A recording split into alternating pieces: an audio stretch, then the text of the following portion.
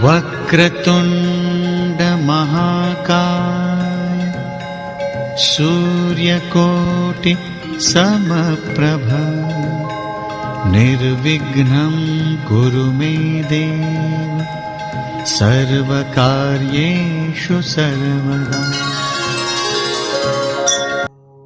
भगवान विष्णु इस धरती पर क्यों जन्म लेना पड़ा, मृत्यु लोक पर क्यों आना पड़ा और क्यों रास रची, इसका रहस्य क्या है?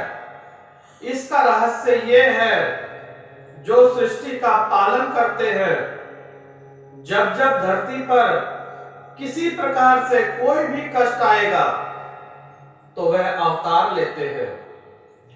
इसी अवतार में भगवान श्री कृष्ण ने धरती पे जब जन्म लिया तब उन्होंने अनेकों प्रकार की लीला रची। लीला वही होती है जो सृष्टि का संचालन करती है। बिना रास लीला के सृष्टि की रचना असंभव है। आज हम मनुष्य भी तो लीला ही कर रहे हैं। यहां पर विराजमान सब लोग लीला ही तो कर रहे हैं। लीला का एक पात्र ही है। अपनी लीलाओं को रचकर और अंत काल में वैकुंठ धाम की प्राप्ति होती है। इसी प्रकार से जब भगवान श्री कृष्ण ने इस धरती लोक पर जन्म लिया तो उन्हें भी जन्म और मृत्यु से गुजरना पड़ा। लेकिन किसके लिए? ये बहुत बड़ा रहस्य है कि किसके लिए? मानव जाति के कल्याण के लिए। कथा इस प्रकार से है कि कंस का अत्याचार बढ़ता ही जा रहा था। इतना अत्याचार हो गया था कि जहां कहीं हवन होता था वहां पर कंस के राक्षस जाकर हवन समाप्त कर दिया करते थे। चारों तरफ चोरी चकारी बदमाशी बढ़ती ही जा रही थी। सब देव और धरती माता वैकुंठ धाम भगवान श्री हरि के चरणों में गए। हरि का मतलब है विष्णु भगवान के चरणों में गए। भगवान जो है गहरी तपस्या में लीन थे, ध्यान में लीन थे। सभी ने कहा कि हे भगवान, हमारी रक्षा कीजिए, नहीं तो हमारा अस्तित्व खतरे में पड़ जाएगा। जैसे ही धरती मैया ने यह वचन बोले, हरि विष्णु जो है ध्यान से उठे और कहने लगे, क्या परेशानी है? संसार तो ठीक ही चल रहा है। धरती मैया ने पूरी कहानी सुनाई कि कंस के अत्याचार बढ़ते जा रहे हैं और सनातन धर्म की रक्षा के लिए आपको हमारी रक्षा करनी ही पड़ेगी। तब भगवान श्री कृष्ण के रूप में धरती पर आने का वचन देते हैं। अष्टमी के दिन इनका जन्म होता है। इसी लीला में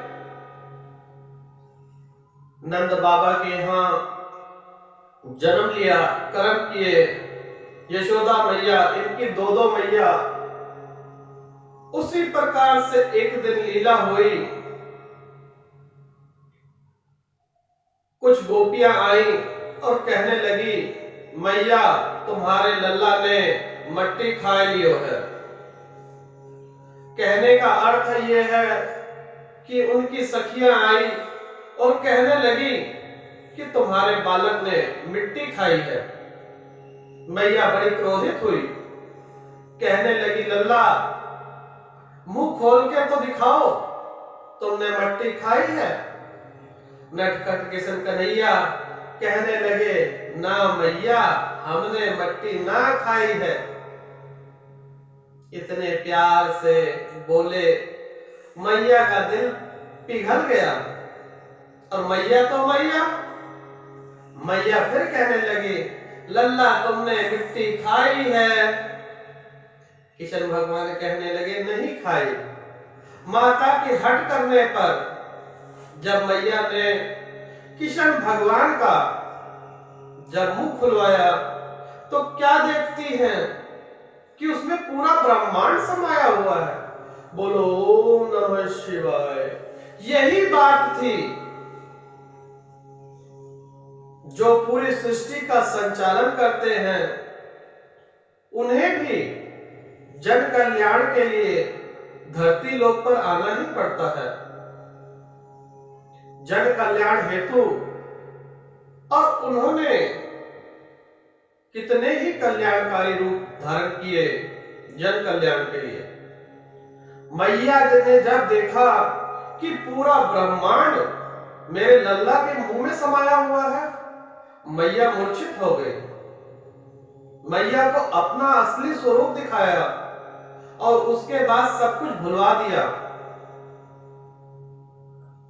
कि मैया को ये याद न रहे कि वो भगवान श्री कृष्ण विष्णु भगवान का अवतार लेकर आए हैं।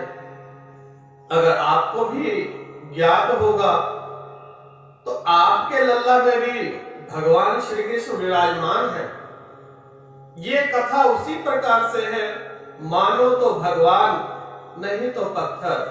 हर एक बालक में, हर एक जड़ में, हर एक कण में भगवान विराजमान है। नजरिया सोचने का बदल दीजिए। आपके घर भी नन्हा बालक किशन कन्हैया विराजमान है। नटखट जो उसकी हरकतें हैं वो रासलीला ही तो है।